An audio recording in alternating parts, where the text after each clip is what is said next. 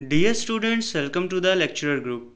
क्या कभी आप लोगों ने ये सोचा है कि अगर हम एक हाथ पर पानी लगाएं और दूसरे पर सैनिटाइज़र तो सैनिटाइज़र जो है वो जल्दी से खुश्क हो जाता है, जबकि पानी को हमें टॉवल से खुश्क करना पड़ता है। तो इसी चीज़ को डिटेल में समझते हैं। 9th क्लास केमिस्ट्री चैप्टर 3 है, इंटरमोलिकुलर फोर्सेस ऑफ अट्रैक्शन हमारा टॉपिक है। पहले मैं आपको नोट्स से जो है की डेफिनेशंस और की कॉन्सेप्ट समझाऊंगा, उसके बाद हम बुक से इसका ओवरव्यू लेंगे। तो नोट्स पे मूव करते हैं।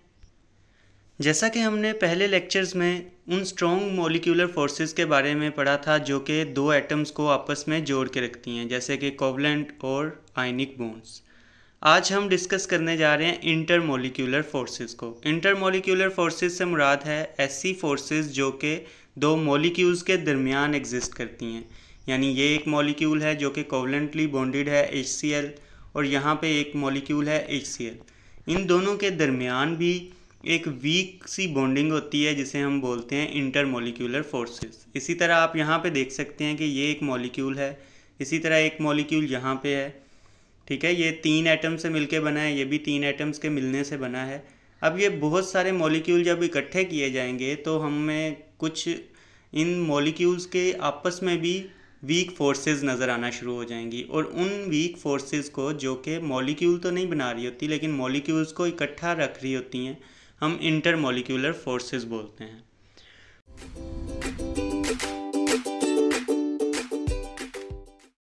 डेफिनेशन की बात करें तो intermolecular forces are the attractive forces present between the molecules of element and compound.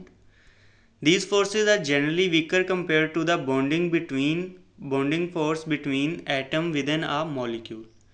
अब यहाँ पे आपको ये आइडिया तो हो गया कि मॉलिक्यूल्स के दरमियान, जैसे एक वाटर का मॉलिक्यूल होता है H2O, जिसमें 3 एटम आपस में जुड़े हुए हैं, कोवलेंटली बॉन्डेड हैं। अब वो एक जो है स्ट्रॉन्ग फोर्स से एक दूसरे के साथ जुड़े हैं। लेकिन जब एक कप पानी लें या एक गिलास पानी लेंगे तो उसमें वाटर के बहुत सारे मॉलिक्यूल्स हैं, और वो तमाम एक दूसरे के साथ वीक फोर्सेस के ज़रिए, जिस तरह ये एक वाटर का मॉलिक्यूल है, ये एक वाटर का मॉलिक्यूल है, एक ये आपस में भी एक दूसरे के साथ बॉन्डिंग करना शुरू कर देते हैं।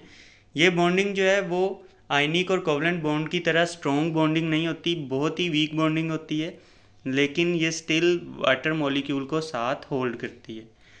अब सवाल ये पैदा होता है कि हमें इसको क्यों स्टडी करना है, इससे क्या फ़ायदा होगा।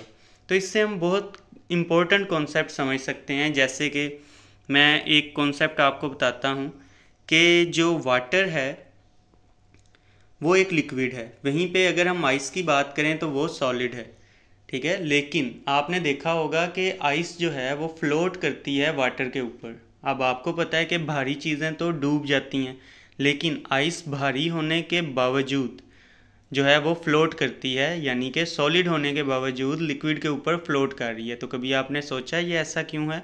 तो इसके पीछे भी हाइड्रोजन बॉन्डिंग यानी कि इंटरमोलिक्यूलर फोर्सेस हैं जो कि वाटर मॉलिक्यूल के दरमियान एग्जिस्ट करती हैं। यहाँ पे आप देखें ये लिक्विड है, लिक्विड के अंदर इंटरमोलिक्यूलर फोर्सेस जो हैं वो वीकर होती हैं और सॉलिड के अंदर स्ट्रॉन्गर होती हैं, और गैसेस के अंदर निग्लिजिबल होती हैं ऑलमोस्ट। यहाँ पे हम देख सकते हैं among the 3 states of matter, basically 3 states of matter he intermolecular forces की वजह से जो हैं वो एग्जिस्ट कर रहे हैं।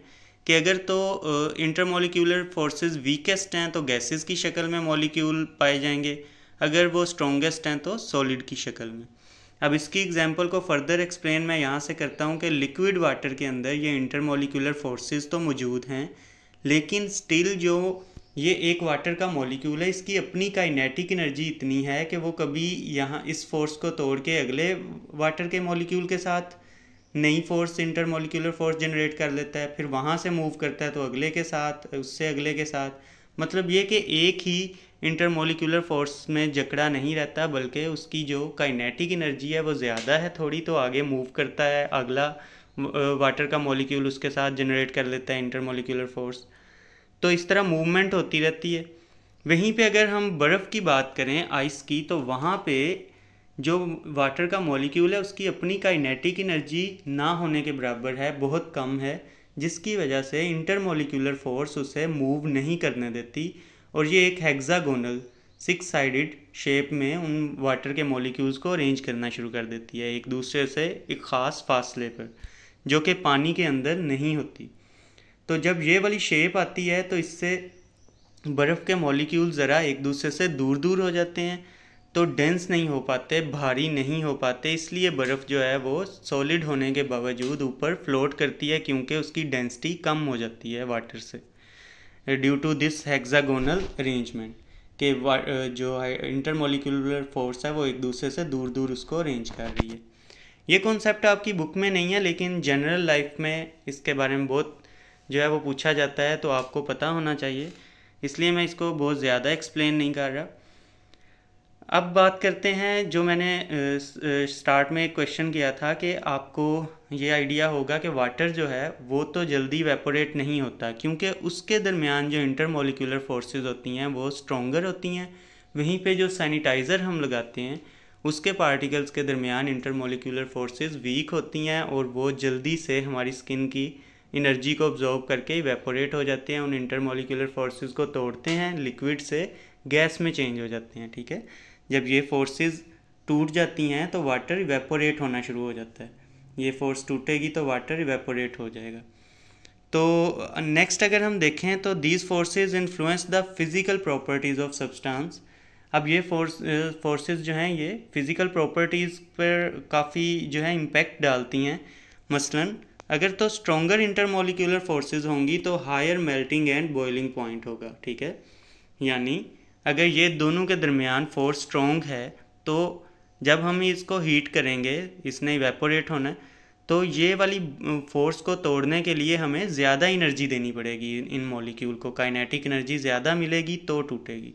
तो इट्स मीन कि अगर ये ज़्यादा स्ट्रॉन्ग फोर्स है इंटरमोलिकुलर तो उसका हायर मेल्टिंग और बॉइलिंग पॉइंट होगा। वहीं पे अगर वीकर इंटरमोलिकुलर फोर्सेस हैं तो लोअर बॉइलिंग और मेल्टिंग पॉइंट होगा। ये एक वाज़े आपको एग्जाम्पल है कि किस तरह से फ़िज़िकल प्रॉपर्टीज़ पे इंटरमोलिकुलर फोर्सेस इम्पेक्ट डालती हैं। बज़ाहिर तो इंटरमोलिकुलर फोर्सेस वीकर फोर्सेस हैं, लेकिन किन से? आयनिक और कोवलेंट बॉन्ड से। अब इन वीकर फोर्सेस की भी डिफरेंट ताकतें होती हैं, ये नहीं है कि तमाम बहुत वीक होती हैं, कुछ ज़रा स्ट्रॉन्ग होती हैं, कुछ वीक होती हैं। इंटरमोलिकुलर फोर्सेस की आगे टाइप्स भी हम इसीलिए पढ़ेंगे। तो पहली टाइप जो है वो है इंटरमोलिकुलर फोर्स की में जो हमने स्टडी करनी है वो है डाइपोल डाइपोल फोर्सेस। अब डाइपोल का क्या मतलब है? अगर हम डाइपोल को समझ लेंगे तो डाइपोल डाइपोल फोर्सेस समझना भी बहुत इजी होगा। जब दो एटम आपस में बॉन्ड बनाते हैं तो दो पॉसिबिलिटीज़ होती हैं, या तो वो दोनों सेम टाइप के एटम हों या वो दोनों डिफरेंट टाइप के एटम हों। होमोएटॉमिक मॉलिक्यूल जैसे हाइड्रोजन अगर बॉन्ड बना लेता है हाइड्रोजन के साथ, तो इस सूरत में दोनों एटम जो हैं वो इक्वली अट्रैक्ट करेंगे शेयर्ड इलेक्ट्रॉन को, क्योंकि दोनों के पास एक एक प्रोटॉन है, यानी इक्वली दोनों के पास एनर्जी है खींचने की इलेक्ट्रॉन को, तो दोनों इक्वली खींचेंगे, जिसकी वजह से इलेक्ट्रॉन जो शेयर्ड इलेक्ट्रॉन है वो सेंटर में, बिल्कुल सेंटर में रहेगा, किसी एक की तरफ जो है वो मूव नहीं कर पाएगा। वहीं अगर हम दो डिफरेंट एटम्स की बात करें, अगर तो दो डिफरेंट एटम्स के दरमियान जो है म्यूचुअल शेयरिंग हुई है, कोवलेंट बॉन्ड बना है, तो उस सूरत में क्या होगा? यहाँ पे आपको एक एग्जांपल नज़र आ रही है HCl की। यहाँ क्लोरीन के पास आपको पता है 17 प्रोटॉन होते हैं, और वहीं पे हाइड्रोजन के पास सिर्फ एक प्रोटॉन है। तो क्लोरीन की ऑटोमेटिकली खींचने की जो ताकत है, जिसे हम इलेक्ट्रोनेगेटिविटी कहते हैं, शेयर्ड पेयर ऑफ इलेक्ट्रॉन को खींचने की ताकत किसी भी एटम की, तो क्लोरीन की इलेक्ट्रोनेगेटिविटी काफ़ी ज़्यादा है। वो इलेक्ट्रॉन जो है हाइड्रोजन और क्लोरीन ने जो शेयर किया है उसे क्लोरीन अपनी तरफ ज़्यादा खींच लेता है। ठीक है, जिसकी वजह से क्लोरीन के ऊपर आ जाता है partial negative charge. Complete negative charge नहीं आता, पार्शियल नेगेटिव चार्ज मीन थोड़ा नेगेटिव चार्ज, यानी नेगेटिव पोल वहाँ पे क्रिएट हो जाता है। तो यहाँ पे इसलिए हमने क्लोरीन के ऊपर G ये पार्शियल का साइन है नेगेटिव।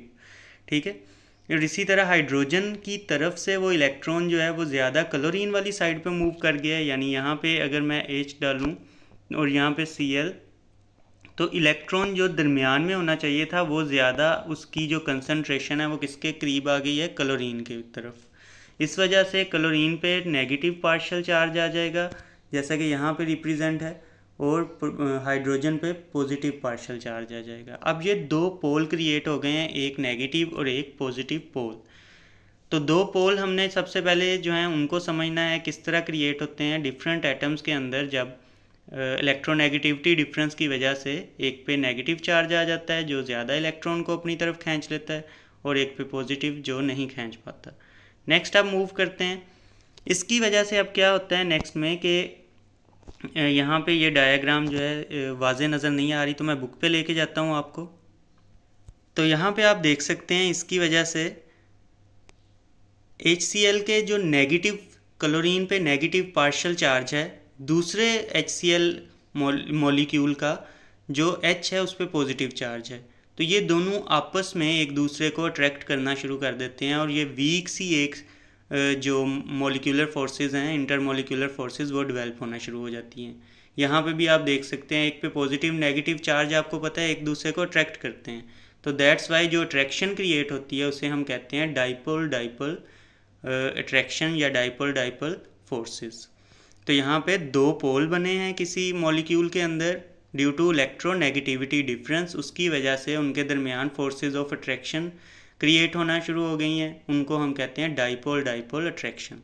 तो ये हमारा डाइपोल डाइपोल अट्रैक्शन है। आई होप सो आपको समझ आया होगा। अब हम नेक्स्ट मूव करते हैं। अब इसको नोट से देख लेते हैं। Occur between molecule of polar compound, polar mean जिन पे पोल्स बने हों, पार्शियल नेगेटिव और पार्शियल पॉजिटिव पोल्स बनते हों जिनमें, ड्यू टू इलेक्ट्रोनेगेटिविटी डिफरेंस, यानी होमोटॉमिक मॉलिक्यूल में एक जैसे एटम्स के मिलने से बने हुए मॉलिक्यूल में ये एग्जिस्ट नहीं करेगा। Rise due to difference in electronegativity between atom. Electronegativity again explain कर दूँ, ये एबिलिटी होती है एटम की to attract shared pair of electron. ठीक है, कोवलेंट बॉन्ड के अंदर एक एटम की कितनी एबिलिटी है शेयर्ड पेयर ऑफ इलेक्ट्रॉन को अपनी तरफ खींचने की, उसे इलेक्ट्रोनेगेटिविटी कहते हैं। Creating partial positive and negative charges.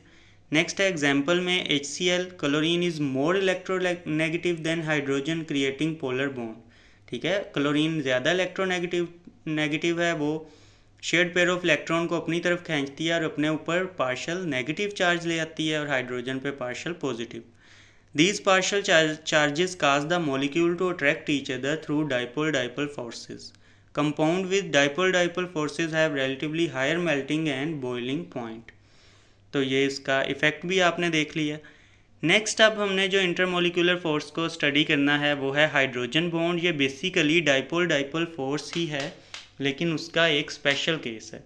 Dipole dipole force और हाइड्रोजन बॉन्ड में मेन जो डिफरेंस है वो ये है कि डाइपोल डाइपोल फोर्स में कोई भी दो पार्शियल नेगेटिव पार्शियल पॉजिटिव जो एटम हैं उनके दरमियान जो है ये बॉन्डिंग इंटरमोलिकुलर फोर्सेस क्रिएट हो सकती हैं, लेकिन हाइड्रोजन बॉन्ड डाइपोल डाइपोल का वो केस है जिसमें एटलीस्ट एक जो है वो हाइड्रोजन हो और दूसरा कोई भी पार्शियल नेगेटिव एटम। ठीक है, यानी a special case of dipole dipole interaction occur when hydrogen is covalently bonded to highly electronegative elements such as fluorine, oxygen और नाइट्रोजन। तो ये स्पेशल केस है डाइपोल डाइपोल का ही। इसमें भी दो पोल्स बनते हैं, ऑक्सीजन पे नेगेटिव होता है, हाइड्रोजन पे पार्शियल पॉजिटिव चार्ज, आप यहाँ पे देख भी सकते हैं। तो इसमें क्या होता है, एक एटलीस्ट एक हाइड्रोजन होना लाजमी है, दूसरा कोई भी इलेक्ट्रोनेगेटिव एलिमेंट हो जाए।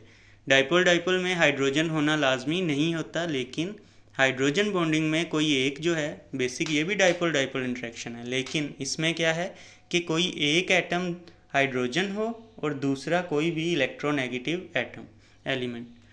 एग्जाम्पल आ जाती है H2O, हाईली पोलर है, OH bond create strong attractive forces between water molecule. इसी वजह से ये एक H2O का मॉलिक्यूल है, ये वाटर के बहुत सारे जब मॉलिक्यूल आपस में एक जगह पे इकट्ठे होते हैं तो इनके दरमियान हाइड्रोजन बॉन्डिंग होती है, डाइपोल डाइपोल टाइप की एक स्पेशल बॉन्डिंग जिसे हम हाइड्रोजन बॉन्डिंग। अब यहाँ पे देखें ये हाइड्रोजन ने बॉन्ड किया हुआ है पार्शियल नेगेटिव ऑक्सीजन के साथ, यहाँ पे भी हाइड्रोजन ने बॉन्ड किया पार्शियल नेगेटिव ऑक्सीजन के साथ, तो एक हाइड्रोजन और दूसरा कोई भी पार्शियल नेगेटिव एटम। इफेक्ट क्या है हाइड्रोजन बॉन्डिंग का, cause water to have relatively high melting and boiling point compare to H2S and NH3। तो ये हाइड्रोजन बॉन्डिंग है और इसको बुक से भी मैं एक बार दिखा देता हूँ आपको। तो बुक से अगर हम देखें तो ये डायग्राम बहुत वाज़ेह है। यहाँ पे ये एक मॉलिक्यूल है वाटर का, ये ऑक्सीजन है रेड वाला, और दो वाइट जो हैं ये हाइड्रोजन है। ऑक्सीजन पे नेगेटिव चार्ज है पार्शल और हाइड्रोजन पे पॉजिटिव चार्ज है। तो ये दोनों के दरमियान जो इंटर मॉलिक्यूलर फोर्स है वीक, इसे हाइड्रोजन बॉन्ड बोलते हैं, क्योंकि ये एक हाइड्रोजन और दूसरे पार्शल नेगेटिव ऑक्सीजन के दरमियान वीकर अट्रैक्शन से बनी है। तो ये थी आज की हमारी वीडियो। आई होप सो आपको समझ आई होगी। अगर समझ आई है तो वीडियो को शेयर ज़रूर कीजिएगा, चैनल को भी सब्सक्राइब कर दीजिए, और कमेंट सेक्शन में अगर कोई क्वेरी है तो ज़रूर पूछिए।